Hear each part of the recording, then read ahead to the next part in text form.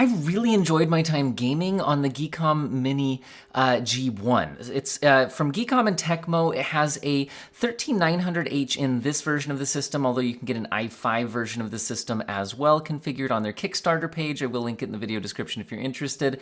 It also has an RTX 4060, and it's all under this liquid cooling system, which looks really flashy. I've never seen a mini PC design quite like this. Now, when I do say mini PC design, I mean mini in the sense that it's certainly a lot smaller than a big desktop PC, but it is also certainly a lot bigger than the smallest mini PCs out there. So do keep that in mind. Now, again, for the actual gaming use cases I wanted to test out for a little bit, I was like, okay, what if I actually use this as like a console, right? So I set it next to my TV. You can see it fits in pretty well there and all that, and just played some Cyberpunk. I went with 4K medium settings, DLSS performance, and was pretty much locked to 60 FPS. I tried out some other games as well. So like Ghost of Tsushima was running around there for a bit, and once again was pretty much able to lock to 4K 60 experience. Now it also supports variable refresh rate, so whenever there are some little frame time dips and things like that, it smoothed out very well, and really had a great experience on the system. Initially out of the box, the fan noise seemed a bit loud. In BIOS settings, I went and I adjusted to the quiet profile, which was better, and then I went back to the normal profile, which was then sounded good again. So I don't know if maybe out of the box it was just had a wrong setting on that. And I think I have one of the earlier units, and they did send over some new BIOS updates and revisions, and there are programs where you can adjust the fan speeds and the lighting and everything. So anyway, I was having a really good experience using it as a gaming console, and I will say, compared to my PlayStation 5, having the DLSS to be able to go into DLSS performance mode looks a lot better than using FSR to upscale at those resolutions and things like that. So like I said, 4K medium DLSS performance was working well in Cyberpunk, Ghost of Tsushima. I even tried out Black Myth Wukong, which I know consoles like the PlayStation 5, to hit performance mode, they're needing to use frame generation to try to hit 60 FPS, which then feels pretty laggy. And they have kind of a balanced mode where it only hits 45 FPS, which is out of the variable refresh rate window on a PS5. Whereas on this system, you can see the frame time spikes a little bit here. We do drop into kind of the mid 50s, but again, this has variable refresh rate display, support and all of that. So it was smoothing those dips out, and it felt very smooth playing Black Myth Wukong as well. Not quite to an exact lock 60 FPS, but again, 4K medium settings, still looking pretty great. And so again, that's with an RTX 4060 inside. So as long as you're willing to go to the kind of the medium setting and use the upscaling, it worked really well for me as just kind of a gaming console, but a PC form factor, which was kind of a fun use case to try out, and it looked cool in the system and all of that. But again, to get something small like this in this form factor, with the liquid cooling and all of that, and limited runs, you're definitely paying a lot more than you would for something like a PlayStation 5. So I think there's various configurations on this. Again, I think some come with an i5. This one has the i9 13900H in it. As they sent me, this was a review sample sent to me by Geekom, and so you can get some different configurations at a variety of price points. Again, you could look at that Kickstarter page if you want to look at all of the different details. I think this was about $1,500 or $1,600 as configured here. So definitely not cheap. So what do I put this up against, right? Against a desktop PC that was configured at a similar price point, we could just fit in a much more powerful graphics card, and it'll probably get destroyed. So I think you just have to understand that part of what you're paying for is that form factor. So in this video, I'm going to put it up against a couple of things. One is, okay, so it's a mini PC, so let's put it up against another mini PC. But do I have another mini PC that's of a similar size? Well, I have the AtomMan G7 PT coming from Minis Forum sub-brand AtomMan, and I've reviewed this before. This has an AMD 7600M XT inside for the GPU, which is of a similar power level to the RTX 4060 from the NVIDIA equivalent in our Geekom PC over here.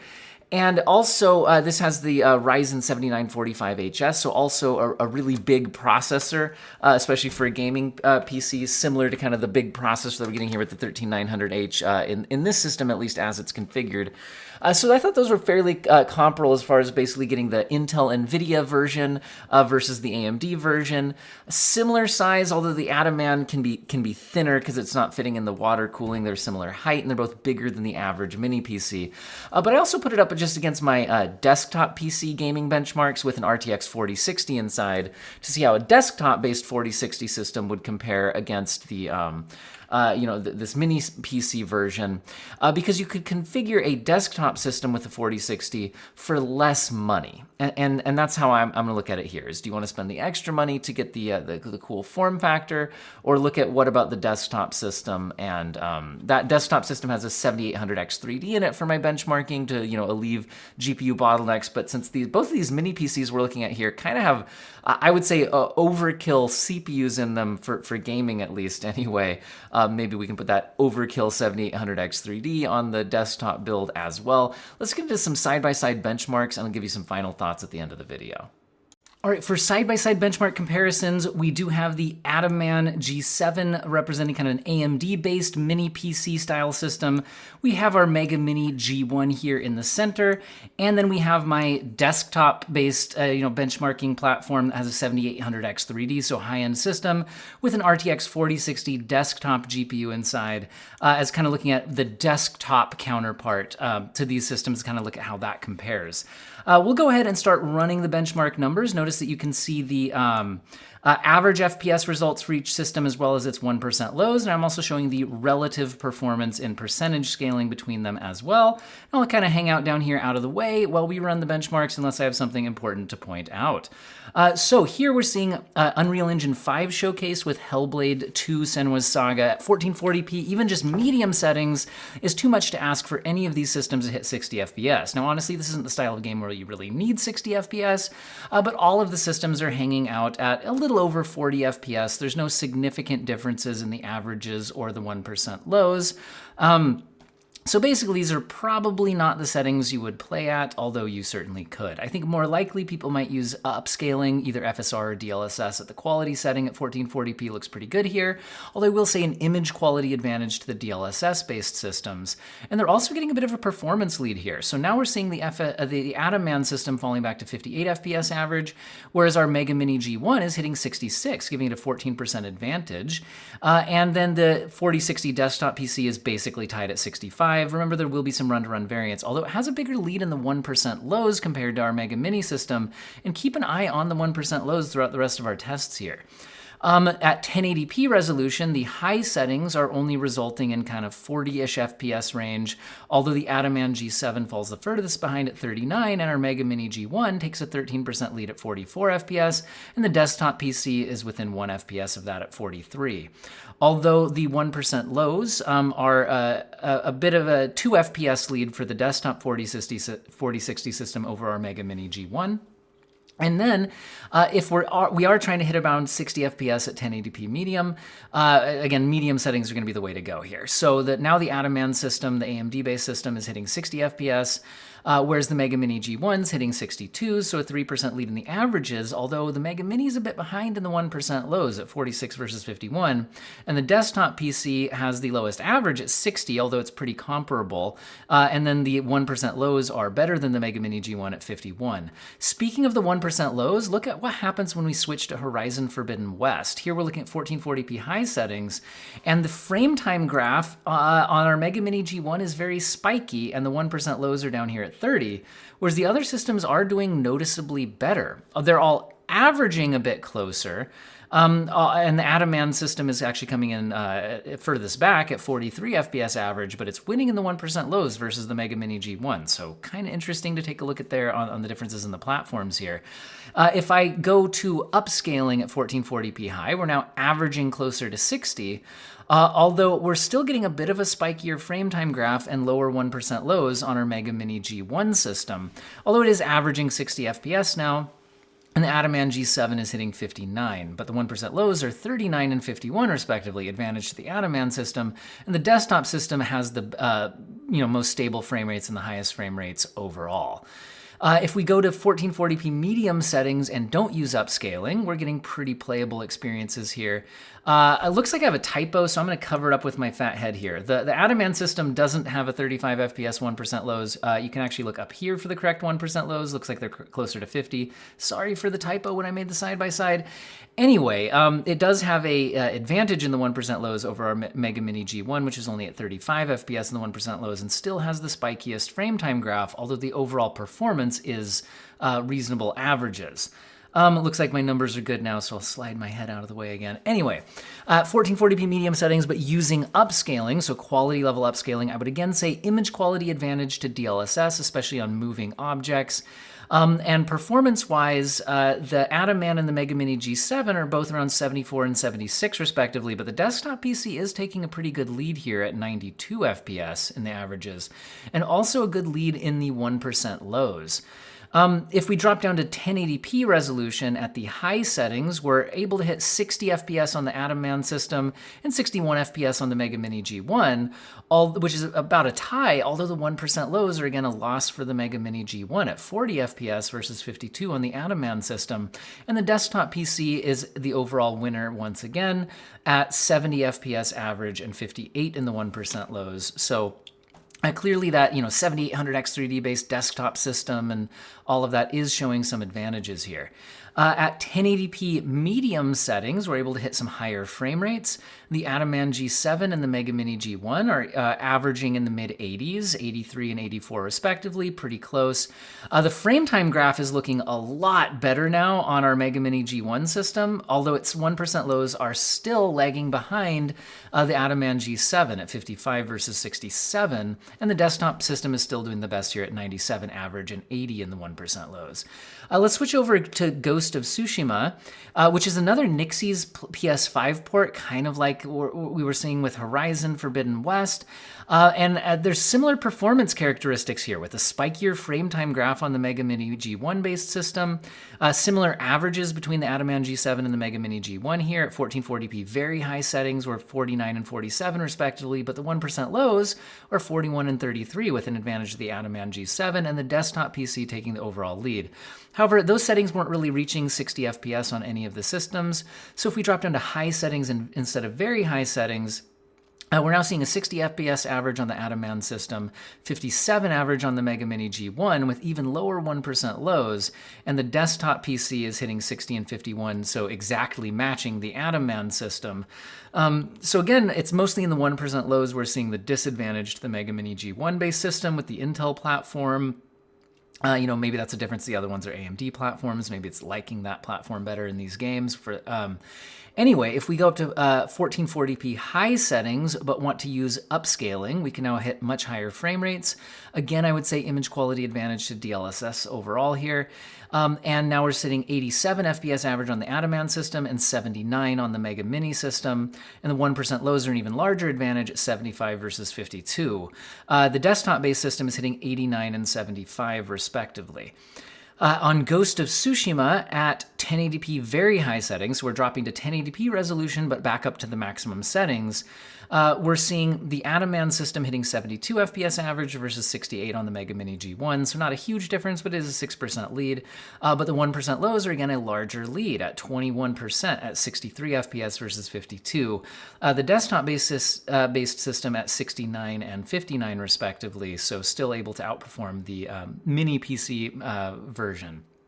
Now, if we drop down to high settings, the AtomMan G7 can hit 92 FPS average and 80 in the 1% lows, whereas the Mega Mini G1 is hitting 81 in the averages and only 56 in the 1% lows. So again, a pretty noticeable advantage in the 1% lows for the AtomMan-based system, and the desktop PC is hitting 87 and 71 respectively. So the AtomMan is beating the desktop system with the 4060, but the 1% lows are where we're especially seeing the difference on the Mega Mini G1. If we switch over to Alan Wake 2, though, We are now seeing, first of all, that 1440p high settings, even using DLSS and FSR quality, is pretty performance intensive here. And most of the systems have some spikes in the frame time graphs and not the most amazing 1% lows. We're hitting 51 average on the AtomMan system, 49 average on the Mega Mini G1, and 46 average on the desktop 4060, although the desktop 4060 has better 1% lows, even though its averages were a bit lower.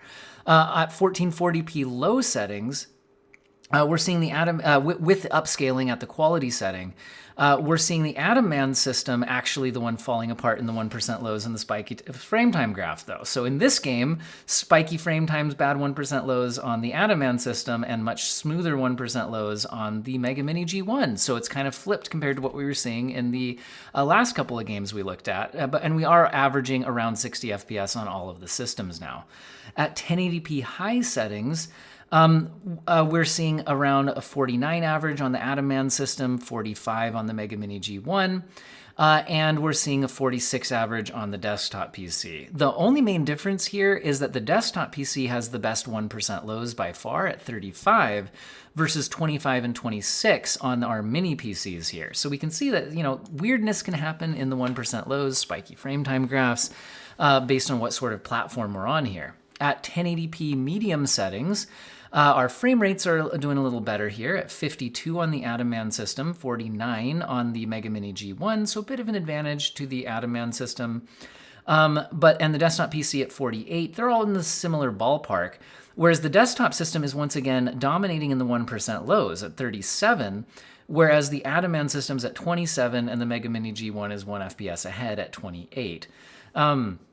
So yeah, the main difference is showing up in the 1% lows there. If we drop down to low settings at 1080p, it looks like that's what we're going to have to do to hang out around 60 FPS. This gets us to a 59 average on the AtomMan system, a 58 average on the Mega Mini G1, and a 56 average on the desktop 4060 system. Although once again, the best 1% lows are on the desktop system at 42, whereas the Mega Mini G1 is a bit behind at 37, and the AtomMan system falls way behind to 27 and definitely has the spikiest frame time graph. Moving into Cyberpunk, it's looking like at 1440p Ultra, you're already well below 60 FPS, so I'm not kicking on the ray tracing settings, since it will probably need to turn down anyway. At just Ultra settings with no ray tracing, we're getting 48 average on the AtomMan system, 42 on the Mega Mini G1, and 45 on our desktop PC.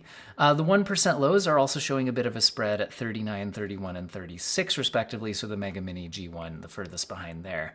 At 1440p high settings, our averages are much closer to 60 FPS, and our averages are also much closer together. Here we're at 55, 54, and 55, so it's basically a complete tie. And the 1% lows are also very close now at 46, 45, and 46. So we are basically completely tied with the Mega Mini G1, technically 1 FPS lower in the averages and 1% lows. But they're all putting up good performance here and no craziness in the frame time graphs or anything. But since we were a bit below 60 FPS, and this is a first-person shooter style combat game, I think kicking on DLSS and FSR quality on the high settings at 1440p makes sense. Definite image quality advantage to DLSS in this game over FSR, so do note that. Also a performance lead now, where the AtomMan G7's hitting 75, and the Mega Mini G1's hitting 85 FPS in the averages. And the desktop PC is a bit ahead of them both at 87. If we drop down to 1080p resolution, then the Ultra settings are perfectly fine on all of the systems, at 76 FPS average on the AtomMan, 74 on the Mega Mini G1, and 75 on the desktop PC. So we're all right there neck and neck. The 1% lows, we're falling the furthest behind the Mega Mini G1, but it's not a disaster. We're at 52, whereas the AtomMan G7 hits 59, and the desktop PC hits 54. So we're all in kind of a similar ballpark, and I think I would generally just say you get a good experience on all of them.